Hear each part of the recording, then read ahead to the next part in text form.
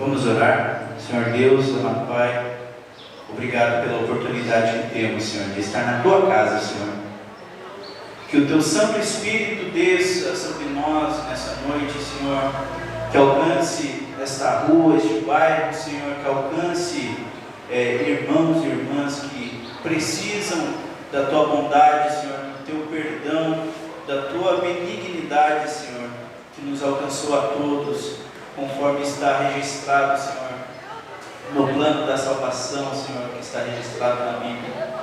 Obrigado, Deus, porque essa graça nos alcança diariamente, Senhor, onde os nossos erros, os nossos pecados são lançados, Senhor, no mar do esquecimento, e o Senhor quer apenas que nos aproximemos de Ti, Senhor, com as mãos vazias de todos os nossos egos, de todas as nossas certezas, Senhor, para ter apenas confiança e esperança na Tua doce palavra, Senhor. Em nome de Jesus que eu oro, Senhor. Amém. Amém.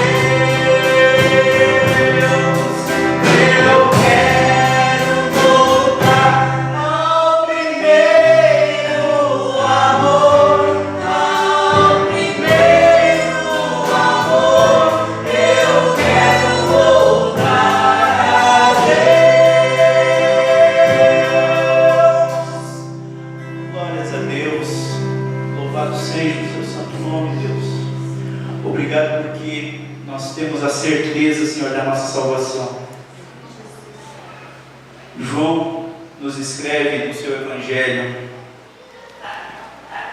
que no princípio era o Verbo, e o Verbo estava com Deus, e o Verbo era Deus.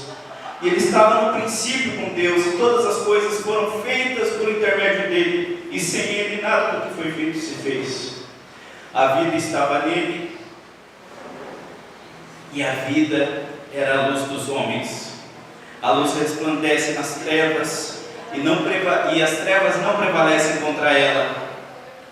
E houve um homem enviado por Deus, cujo nome era João, e este veio como testemunha, para que testificasse a respeito da luz, a fim de todos virem a crer por intermédio dele. Ele não era luz, mas veio para que testificasse da luz, a saber, a verdadeira luz, que vinda ao mundo ilumina todo homem. E nós estamos aqui com o mesmo papel de João Batista, que anunciava no deserto que o Salvador havia chegado, que o momento em que o reino dos céus era próximo estava ali. Eles poderiam presenciar pessoalmente a glória de Deus, vendo o rosto de Cristo. E nós estamos aqui nessa noite, neste bairro, para testificar da luz, para falar da luz do mundo, luz da qual as trevas não prevalecerão, as portas do inferno não prevalecerão contra a igreja. E nós estamos aqui para falar dessa luz, o nome que está acima de todo nome, Jesus Cristo, o Senhor e Salvador das nossas vidas. Amém?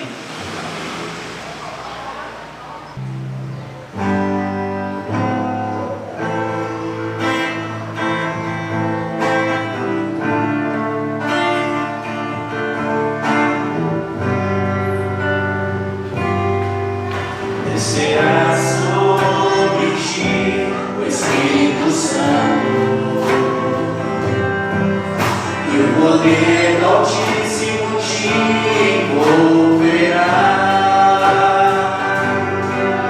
Descerá sobre ti o Espírito Santo, e o poder do Altíssimo te envolverá.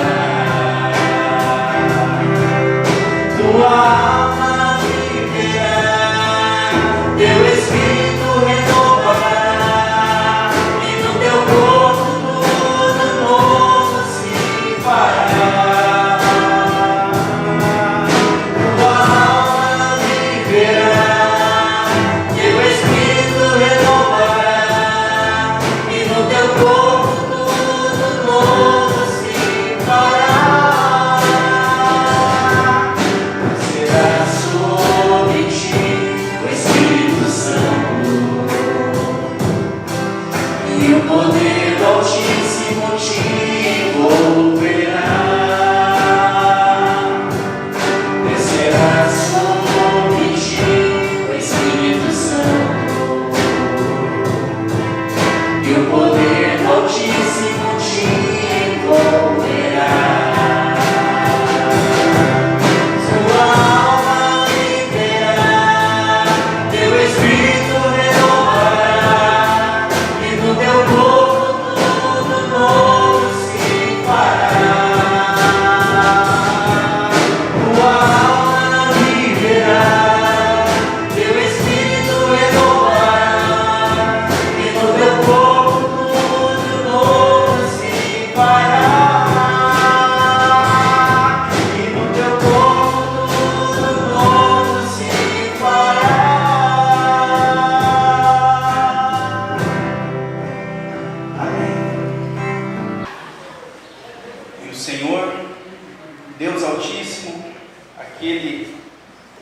Está sobre todo poder, sobre toda autoridade que existe no céu, na terra. Ele é o detentor de todo o poder e de toda a autoridade existente no universo. E é esse Deus poderoso, soberano, que escolhe a cada um de nós, que nos chama pelo nome, que nos resgata de forma particular, porque Ele nos amou, também escrito no Evangelho de João. Deus amou o mundo de tal maneira que entregou seu Filho unigênito para que todo aquele que nele crer não pereça, mas tenha a vida eterna. É desse Deus Altíssimo que estamos testemunhando nessa noite. O Deus que te escolheu para vencer, onde não existirá doença, nem carestia, nem fome, que vai te separar do amor de Deus. Ele te alcançou de forma especial. E, irmãos, nós precisamos urgentemente de um avivamento, onde o povo de Deus volte os olhos para cima e veja Deus assentado sobre um alto e sublime trono, e reconheça que Ele é o Senhor dos exércitos, todo-poderoso, justo juiz, aquele que tem o poder para nos salvar e nos perdoar de todos os nossos pecados e de todas as nossas injustiças.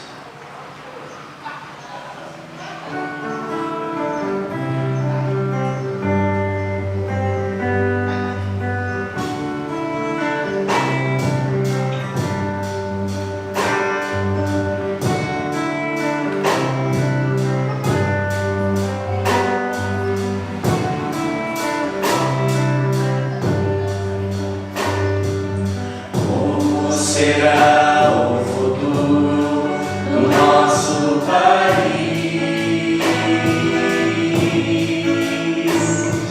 Surge a pergunta no olhar e na alma do povo. Cada vez mais cresce a fome nas ruas dos morros. Cada vez menos dinheiro para sobreviver.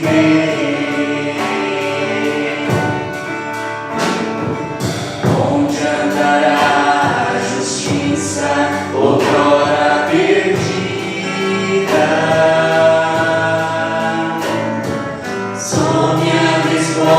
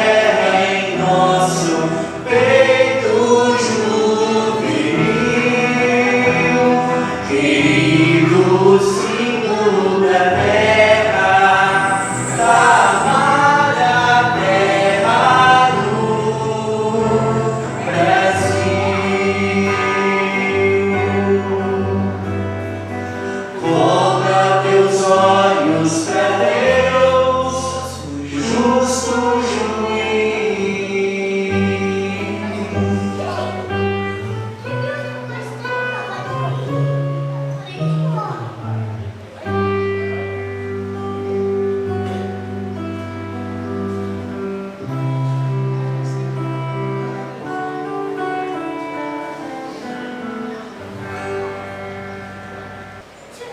Amém. Convido o pastor Ismael que venha ministrar a palavra de Deus. Boa noite a todos. Boa noite. E nós vamos dar as boas-vindas aos nossos visitantes. Que Deus abençoe. Fiquei feliz de vê-los junto com o nosso querido Romildo. Nós vamos meditar na palavra do Senhor nosso Deus. Eu convido os irmãos que abram a Bíblia em 1 Crônicas, no capítulo 11. 1 Crônicas, no capítulo 11. Todo mundo encontrou na sua Bíblia, primeiro livro de Crônicas, no capítulo 11. Diz assim, a palavra do Senhor. Todo Israel reuniu-se com Davi em Hebrom e disse: somos sangue do teu sangue. No passado, mesmo quando Saul era rei, eras tu quem liderava Israel em suas batalhas. E o Senhor, o teu Deus, te disse: você pastoreará Israel, o meu povo, e será o meu governante.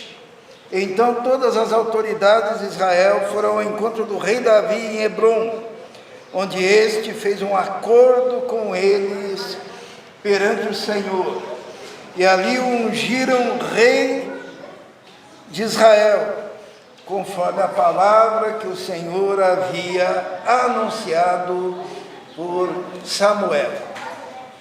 É 1 Crônicas, capítulo 11, de 1 até 3.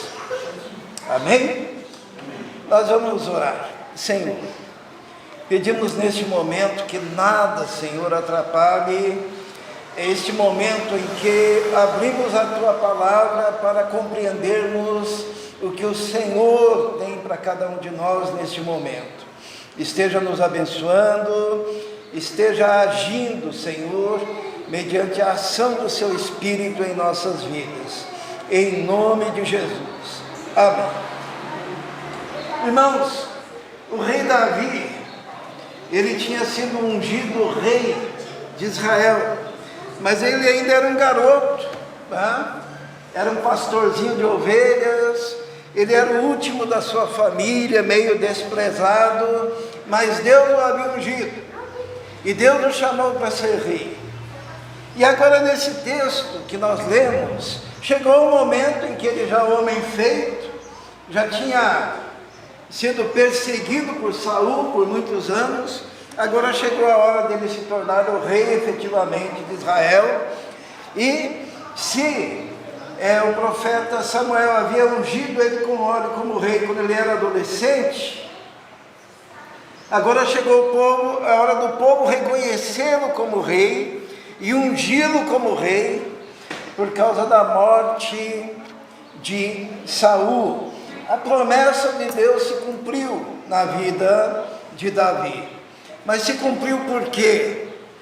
Porque ele passou por um período muito grande entre a promessa de Deus lá com Samuel e o momento em que ele foi ungido rei de Israel, que é esse texto que nós acabamos de ler, ungido pelo povo.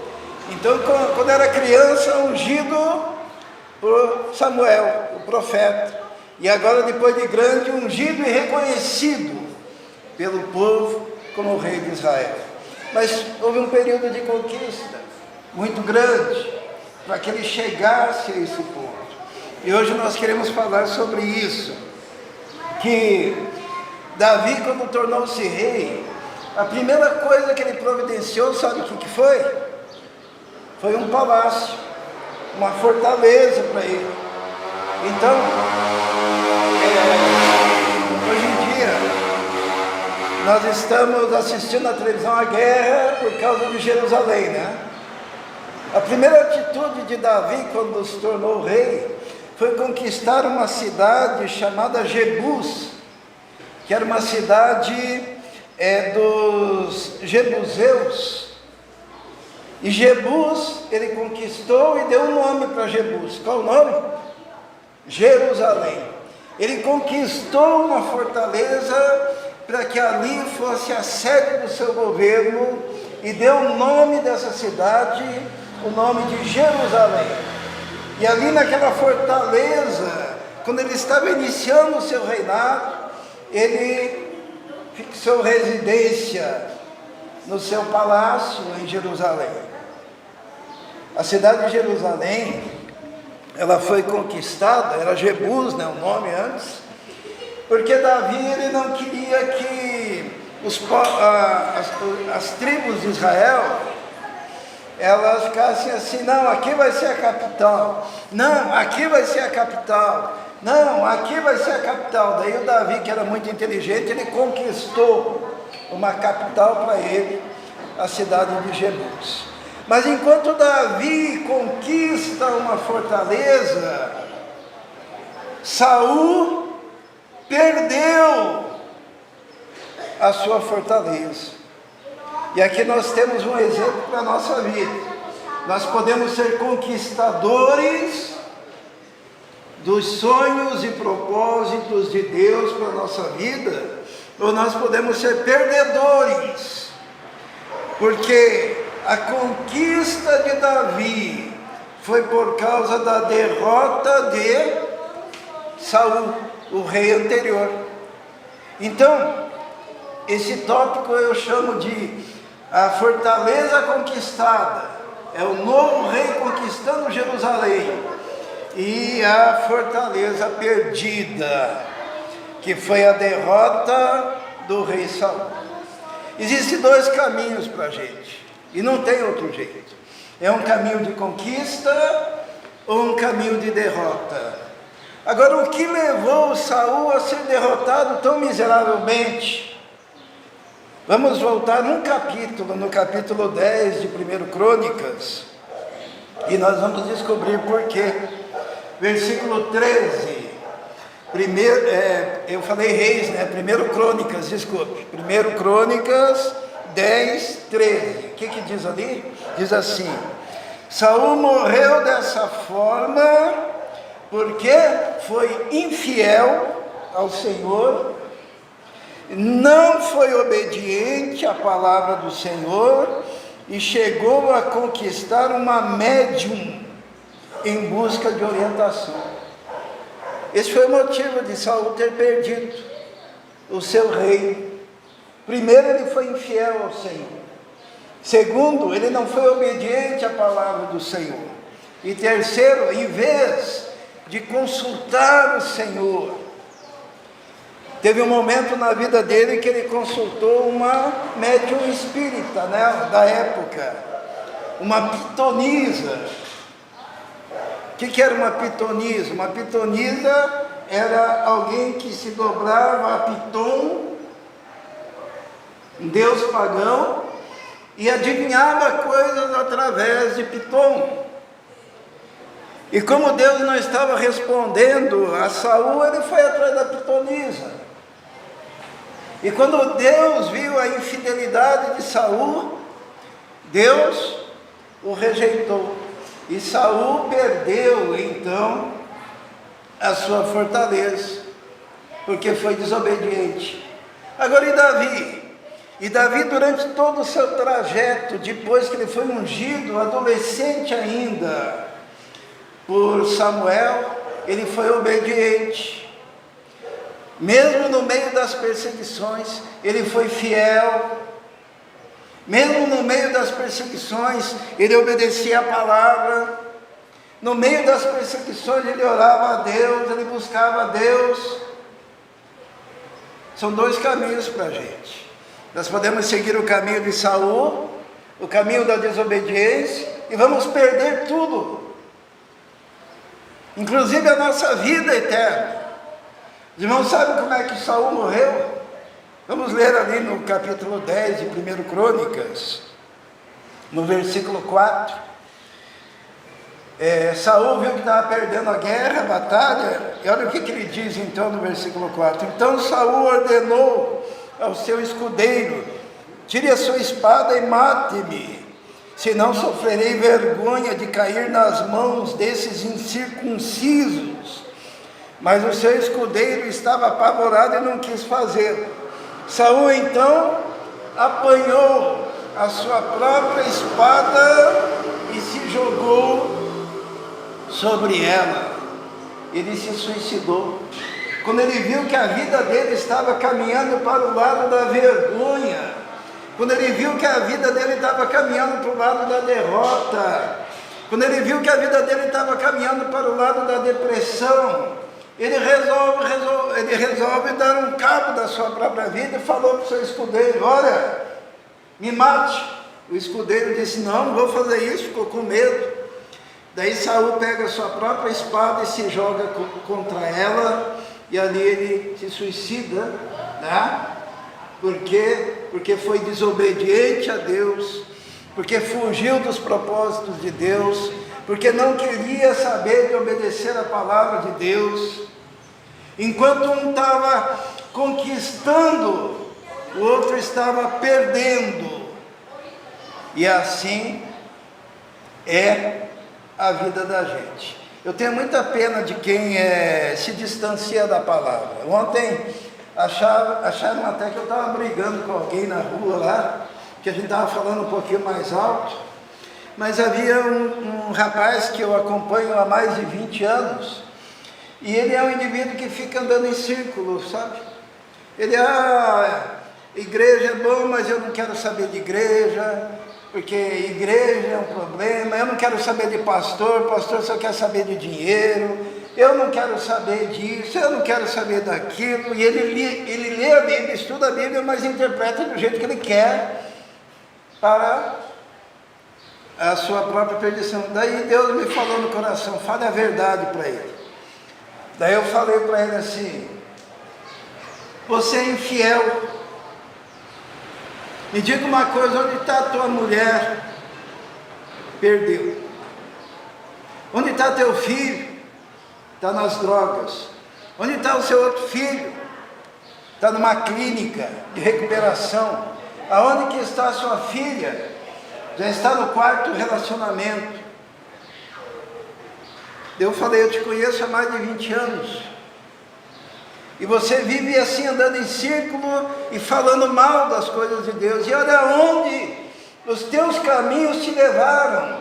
Te levaram para a destruição, para a arrogância, para o orgulho, para a vaidade, para o pecado.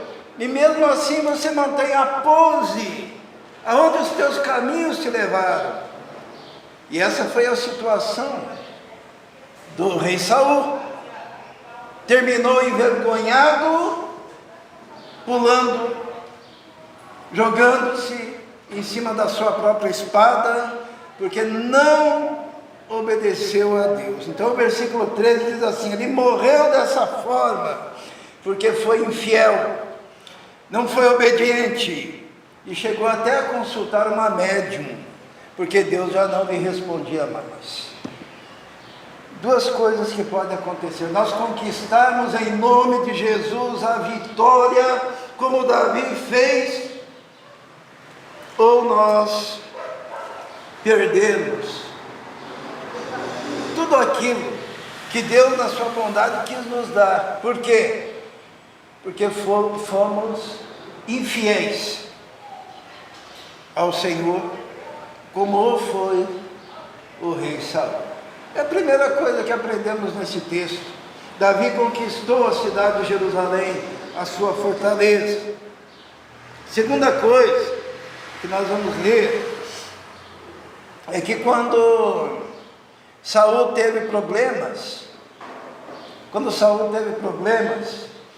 ele se refugiou numa cidade chamada Endor. Sabe? Vamos ler lá, está em 1 Samuel 28, 7. Vamos abrir lá em 1 Samuel 28. Vamos ler a partir do versículo 6. 1 Samuel 28, 6.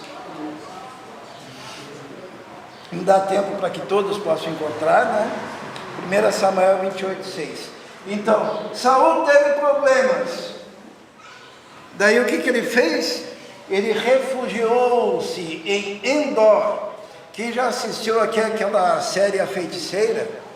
Como que é o nome da mãe da feiticeira, lembra? Endora, né? Era uma alusão a essa cidade de Endor.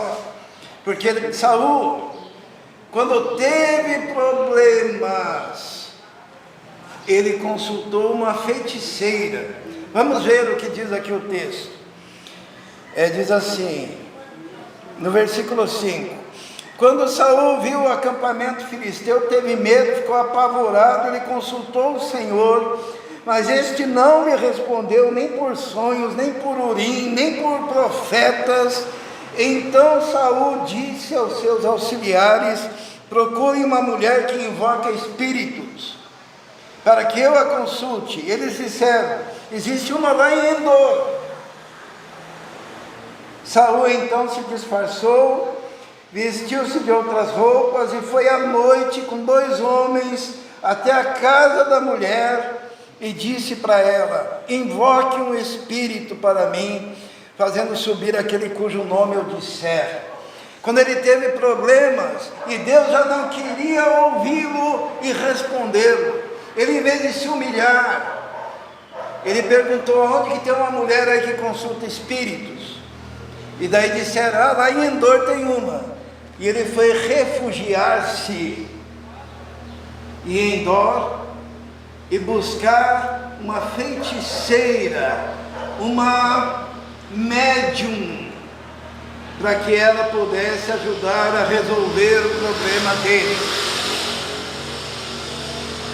Lembra que nós lemos agora há pouco? Ele perdeu tudo, porque foi infiel, não obedeceu a palavra e consultou uma médium. Isso daqui foi a derrota dele. Isso daqui foi a destruição da vida dele, de Saul. Agora, quando Davi teve problemas, o que ele fez? Nós vamos fazer a comparação abrindo em 1 Samuel 22. É só voltar um pouquinho a Bíblia aí. 1 Samuel 22. Diz assim: Davi fugiu da cidade de Gate e foi para a caverna de Adulão. Enquanto um foi para Endor, o outro foi para a caverna de Adulão. Se refugiou lá, fugindo do rei Saul. E diz assim: quando seus irmãos e a família e seu pai souberam disso, foram até lá encontrá-lo. Também juntaram-se a ele todos os que estavam em dificuldades, os endividados, os descontentes, e ele se tornou o líder deles. Havia cerca de 400 homens com ele. Enquanto Saul foi se refugiar lá numa espécie de centro espírita daquela época, o rei Davi, que ainda não era rei, ainda era um jovem que estava fugindo, no meio dos problemas, ele foi para uma caverna, chamada Caverna de Adulão. E lá na Caverna de Adulão, começou a vir gente. E quem que veio até lá? Os que estavam em dificuldades, os endividados, os descontentes, tudo que não prestava. Foram para a Caverna de Adulão. E sabe o que aconteceu? Davi se tornou o líder deles. E sabe aqueles caras marginais, fugitivos, endividados, descontentes, sob a liderança de Davi? Sabe como é que a Bíblia fala deles? Eles se tornaram os valentes de Davi, os heróis de Davi, o exército de Davi, porque Davi não foi influenciado por eles, mas Davi se tornou aquele que influencia, aquele que muda o lugar onde ele está, aquele que transforma a sociedade, que não vai atrás dos erros da sociedade, mas aonde ele está, ele modifica as pessoas que estão à sua volta. É um contraste. E aqui nós aprendemos que você pode se refugiar na caverna de Adulão, se tornando um líder poderoso que transforma a sociedade, ou você pode virar um cara fraco que nem Saul, que na hora dos problemas vai consultar uma médium e se afasta de Deus e dos caminhos de Deus. Vamos para aquele texto de 1 Crônicas, vamos voltar lá, no capítulo 11, ou melhor, no capítulo 10. Vamos ver o poder da influência, né? Capítulo 10, no versículo 5. Nós falamos que Saul se suicidou, né? E daí sabe o que o escudeiro que estava do lado dele fez? Fez o mesmo. Diz assim, Saul apanhou a própria espada e jogou-se sobre ela. Quando o escudeiro viu que Saul estava morto, jogou-se também sobre a sua espada e morreu. Olha que coisa horrível você ser um mau exemplo. Davi era um bom exemplo. Ele transformou aqueles 400 endividados, marginais, em heróis. E Saul, ele conseguiu fazer com que o seu escudeiro, o único que estava do lado dele, cometesse o mesmo erro que ele cometeu. Essa é a diferença, irmãos, de você andar com Deus e você andar sem Deus. Se você andar sem Deus, os que estão à sua volta vão ficar te imitando, ainda mais se você é líder da sua família, é o pai, é a mãe, é o irmão mais velho. Aquele outro que está te vendo, te seguindo, vai fazer o mesmo que você faz. Agora, se você for uma boa influência, aquele que está perto de você vai ter a vida transformada, porque você age de forma diferente. Vamos ver um pouquinho sobre esses homens que eram marginais, lá que foram para a caverna de Adulão, no capítulo 11, está um pouquinho na frente, né? Nós lemos o 10, agora no 11, diz assim, no versículo 11, fala dos heróis de Davi. Esta é a lista deles. Esses heróis de Davi eram os caras que foram lá se esconder na caverna, era tudo gente que não prestava, mas que ao contato com Davi, tiveram a vida transformada. Jazobeão, olha que nome estranho, dá para, nome para filhos, hein, vocês que vão casar. Jazobeão, um Acmonita, chefe dos oficiais, foi ele que, empunhando sua espada, matou 300 homens numa batalha. As batalhas de Davi, ele estava lá e era fiel, e tornou-se poderoso com a espada. Versículo 12, depois Eleazar, filho de Dodô, de Oi, um dos 3 principais guerreiros.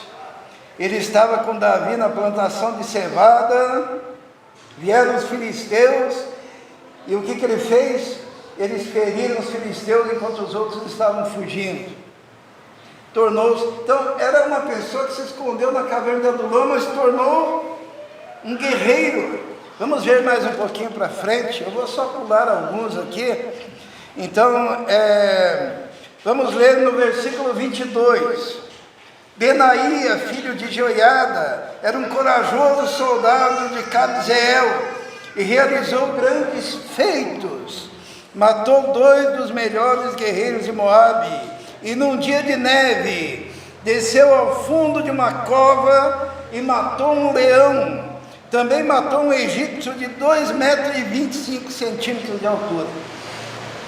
Os irmãos se lembram quem que matou um gigante de mais de 2 metros? Davi. E agora o guerreiro dele fez o quê? Matou um gigante. Os irmãos se lembram que matou um leão que ia atacar lá o rebanho, Davi. E agora o guerreiro dele fez o quê? Matou um leão. Esse é o poder da influência, irmãos. Se você anda com gente boa, você anda com o povo de Deus, você anda com o povo da palavra, a palavra vai se impregnando em você também, e as coisas vão mudando. Mas se você anda com Saul, se você anda com os pecadores, se você anda com gente sem fé, se você anda com gente negativa, isso vai se impregnar em você, e a sua vida acaba seguindo nos mesmos passos de Davi, ou melhor, de Saul. Esse cara que matou o leão e que matou o gigante, ele era um dos vagabundos que se refugiou na caverna. Só que naquela caverna tinha um homem de Deus. E esse homem de Deus fez diferença. A gente pode ler, né? Vamos ler no capítulo 12, no versículo 2. Capítulo 12, versículo 2, o que diz ali? Diz assim, ó: tanto com a mão direita, como com a mão esquerda, utilizavam arco e flecha e a funda para tirar pedras. Quem que usava uma funda? Davi. Irmãos, a coisa mais maravilhosa é quando você olha para a igreja, os jovens da igreja, e de repente você era o único que tocava violão, e daí eles estão tocando violão. Você era o único que cantava, e eles estão cantando. Você era o único que pregava, eles estão pregando. Eles estão saindo, porque você era o único que distribuía folheto, e agora eles estão indo juntos. Sabe,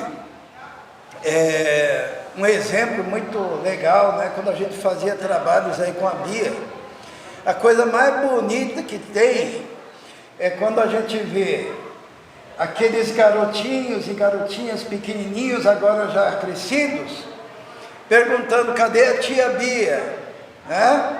E seguindo o exemplo, e tendo a vida mudada, transformada pelo poder de Deus. Se você usa a funda, daqui a pouco o outro está usando também. Se você matou um leão, daí vem o outro está matando um leão também. Você derrubou um gigante, vem o outro ali e está derrubando um gigante.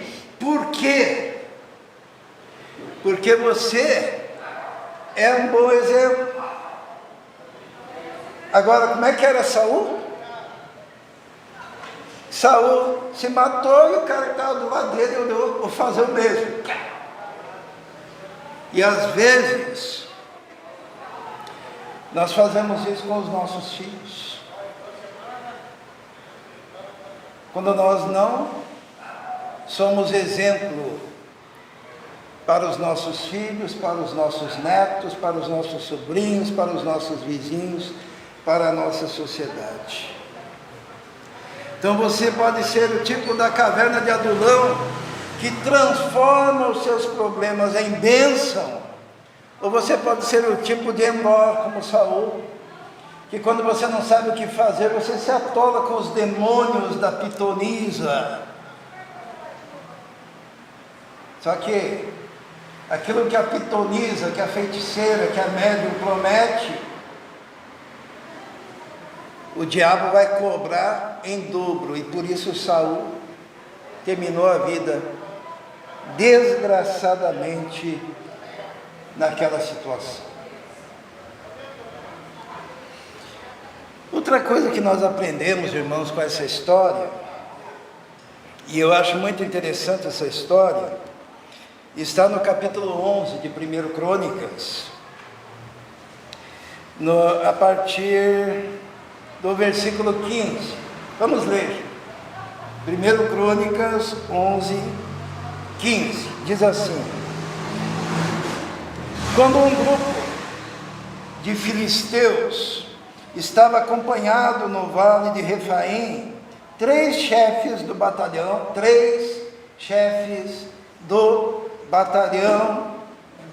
de Davi, dos 30 que foram encontrar Davi na rocha, que é perto da caverna de Adulão, Davi já era rei, mas ele não se esquecia da caverna de Adulão. Sabe por quê?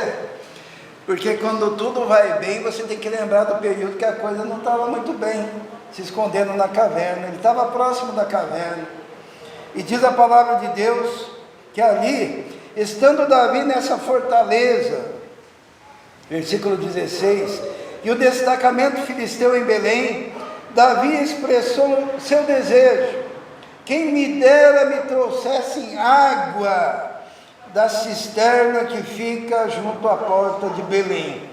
Então aqueles 3 chefes de batalhões infiltraram-se no acampamento filisteu, tiraram água daquela cisterna e a trouxeram a Davi, mas ele se recusou a bebê-la. Em vez disso, derramou-a como oferta ao Senhor. Olha que história bonita, né? Davi, ele diz assim: ai, que vontade de beber da água daquela fonte. Qual fonte? Fonte de Belém. Sabe o que é Belém? Casa do pão, significa literalmente, e onde nasceu Jesus, a fonte da vida. E o rei Davi, muitos anos antes do nascimento de Jesus, evidentemente, ele pega e diz: ai, que vontade de beber daquela água mineral lá da fonte de Belém. Que às vezes a água mineral, uma tem um gosto, outra tem outro gosto. Ele sentiu saudade daquela água. E ele falou meio alto assim, e os 3 soldados dele ouviram, se infiltraram no meio dos inimigos, dos filisteus, foram lá na fonte, pegaram a água, arriscaram a vida, e voltaram e trouxeram a água de Belém para o rei Davi. E Davi ficou comovido. E ele olhou a água, né? Ele tinha muita vontade de beber aquela água. Ele diz assim: não, essa água representa o suor, a coragem, o sangue, a dedicação dos meus soldados. Isso daqui é muito precioso para que eu beba. Eu vou dedicar ao Senhor Deus. E ele não consumiu aquela água e dedicou, colocando no altar do Senhor. Que coisa maravilhosa, né? Uma coisa que a gente aprende aqui é que Saul foi desonrado, mas Davi, com essa atitude dos seus soldados, ele foi honrado. E não existe nada melhor do que a honra que vem da fidelidade a Deus, porque a honra dos homens não vale nada, mas a honra oriunda da fidelidade a Deus. Sabe como é gostoso receber um afago, né? Esses dias aí a Rebeca falou assim, chegou em casa e ela disse: pai, vem comigo. Daí eu falei: aonde? Não, só vem comigo, não pergunte. Daí eu pensei, coisa séria, né? Entrei no carro, ela entrou, daí a Vitória veio também, né?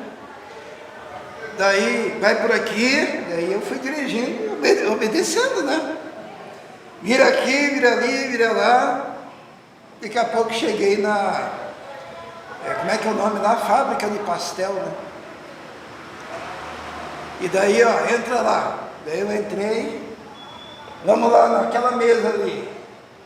Entrei, escolha o que o senhor quiser, que hoje eu pago. Que coisa gostosa, né? Eu comi o pastel diferente do Davi, que pegou o quê? E consagrou aquela água. Mas o que eu quero dizer é como foi precioso ao coração do rei Davi aquela atitude dos seus soldados. Vamos ler no versículo 21, que fala de Abissai, que diz assim, do capítulo 11, diz assim sobre Abissai: foi honrado 2 vezes mais do que o batalhão dos 30 e se tornou chefe deles, mas nunca igualou-se aos 3 principais guerreiros. Quem foram os 3 principais guerreiros? Aqueles que foram buscar água para o rei. Sabe, eu queria dizer uma coisa que pesa no meu coração. Eu fico triste quando eu não vejo muitos irmãos na igreja que poderiam estar. Fico triste por quê? Porque para você ter conhecido o Evangelho, que é a fonte da vida, que é a água de Belém, para você ter conhecido Jesus, teve missionários que tiveram que atravessar os mares para vir aqui. Teve missionários que perderam a vida no caminho, derramaram o seu sangue, para que você tivesse a fonte da água viva e pudesse conhecer Jesus, conhecer a palavra. Eles atravessaram caminhos no meio dos inimigos, eles foram queimados, eles foram apedrejados, eles foram perseguidos, para que essa água chegasse a você.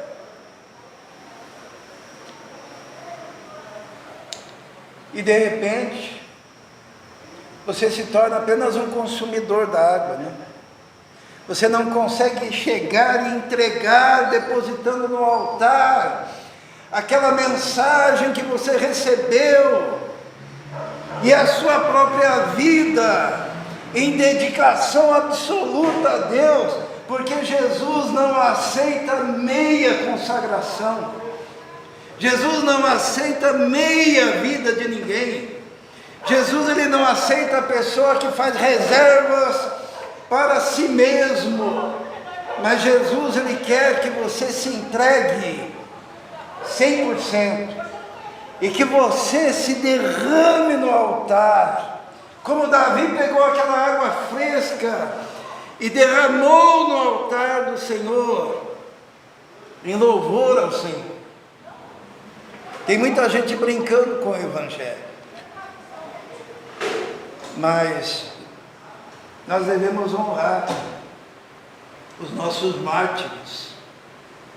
Davi, ele olhou aqueles soldados e disse: não vou beber essa água de Belém, eu vou consagrar ao Senhor, porque esta água, vamos ler ali, versículo 19 do capítulo 11, longe de mim fazer isso, ó meu Deus, disse Davi, esta água representa o sangue desses homens que arriscaram a própria vida. Eles arriscaram a vida para trazê-la. Eu não quis bebê-la. Foram essas as proezas dos 3 principais guerreiros. Nós temos muitos guerreiros que arriscaram a vida para que a gente pudesse beber dessa água. E o que melhor você faz hoje é você chegar para o Senhor e dizer: Senhor, eu reconheço, e por isso eu quero não só derramar essa água no teu altar, mas eu quero derramar a minha própria vida no teu altar e manifestar a minha obediência ao Senhor. Eu entrego a minha vida, eu entrego meu coração, eu entrego a minha alma, eu entrego meu futuro ao Senhor. Por quê? Porque a minha vida pertence a Ti. Nós podemos seguir o exemplo do rei Davi. E a Bíblia diz que não houve homem como Davi. Davi era um homem segundo o coração de Deus. Mas a Bíblia também fala que não houve um cara tão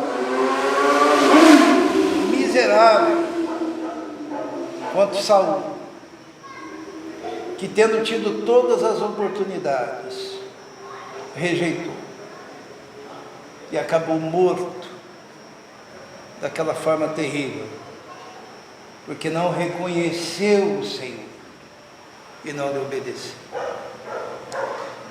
são dois caminhos. Jesus sempre ensina dois caminhos. Agora, o caminho que nós devemos seguir é Jesus.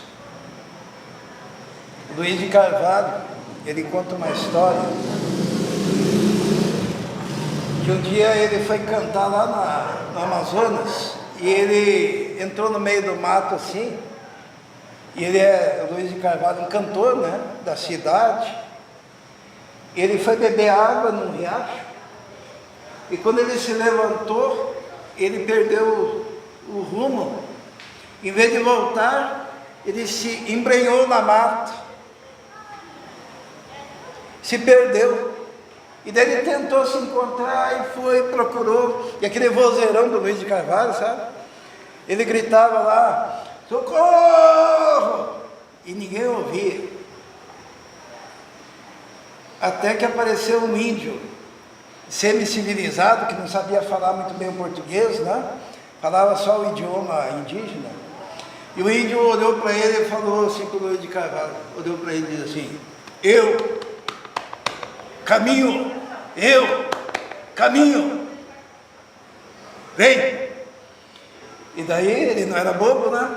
Aonde o índio ia, ele ia atrás. Aonde o índio passava por um lugar, ele passava ali, então dali a pouco encontrou e saiu do mato e daqueles perigos. Mas ele ouviu o índio falar, eu caminho, me segue, né? E o que Jesus faz conosco é dizer isso. Jesus está olhando para cada um de nós e dizendo, eu sou o caminho, a verdade e a vida. Ninguém vai ao Pai, senão por mim. E a melhor coisa que você tem a fazer é seguir o caminho, é seguir Jesus. Feche seus olhos neste momento, baixe a sua cabeça. Eu quero perguntar para você se você já recebeu Jesus na sua vida, se você já entregou seu coração a Jesus, se você já fez como Davi, que resolveu ser fiel a Jesus em tudo, entregando. Davi, ele confiou em Deus e foi fiel ao Senhor Deus, em tudo. Você já tomou essa decisão na sua vida? Jesus está dizendo para você que Ele é o caminho. E eu quero saber se você quer receber, nesse momento, Jesus na sua vida, como único caminho. E se você quer, eu convido que você levante uma de suas mãos agora. E com esse gesto você estará dizendo, eu quero a minha vida só com Jesus, andando com Jesus, obedecendo ao Senhor Jesus. Levante uma de suas mãos, porque a gente quer orar. Quando a gente pede para levantar a mão, a gente não quer envergonhar ninguém, a gente só quer dizer assim, olha, é um gesto que você faz diante de Deus. Amém. Pode baixar a mão. Amém. Pode baixar também. É um gesto que você faz dizendo, a minha vida a partir de agora é só de Jesus, e eu vou andar com Ele, porque a Bíblia diz que conhecereis a verdade, que é Jesus, e a verdade vos libertará. Amém? Coloque a mão no seu coração. Nós vamos orar agora por vocês que levantaram as mãos e por todos os irmãos. Vamos orar. Santo e eterno Deus, nós glorificamos o Teu nome. Te agradecemos, ó Deus, por essa decisão tomada neste momento, que sabemos que é resultado da ação do Teu Espírito Santo. Então, nesse momento, pedimos que o Teu Espírito Santo esteja selando, ó Deus, esses corações com a Tua promessa, que esteja lavando e purificando e libertando de todo pecado, e que o Senhor no Seu trono esteja ouvindo a voz desses corações que estão dizendo que querem andar contigo, porque reconhecem o Senhor como único e suficiente Salvador. Esteja nos abençoando também como igreja, Senhor, para proclamarmos a tua mensagem em todo o tempo. Em nome de Jesus. Amém. Israel. Se alguém veio preparado para a entrega de dízimos e ofertas, poderá fazer aquele gasofilácio na mesinha aqui no canto esquerdo dos irmãos.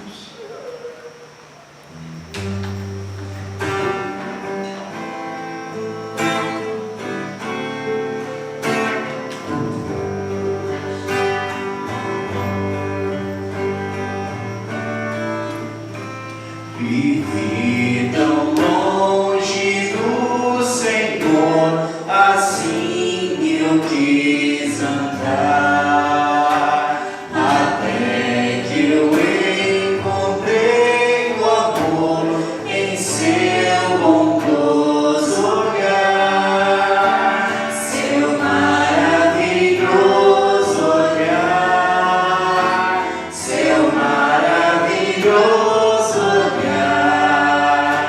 transformou meu ser, todo meu viver.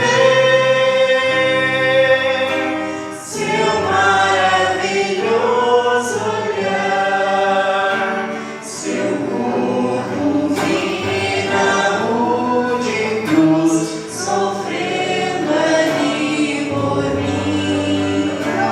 E ouvi a voz do meu Jesus, por ti morri assim. Seu maravilhoso olhar, seu maravilhoso olhar, transformou meu ser, todo meu viver. Seu maravilhoso olhar, em contrição, então voltei à fonte deste amor. Perdão e paz em Cristo achei, pertenço ao Salvador. Seu maravilhoso olhar, seu maravilhoso olhar, transformou meu ser, todo meu viver. Seu maravilhoso olhar, seu maravilhoso olhar, seu maravilhoso olhar, transformou meu ser, todo meu viver. Seu maravilhoso olhar.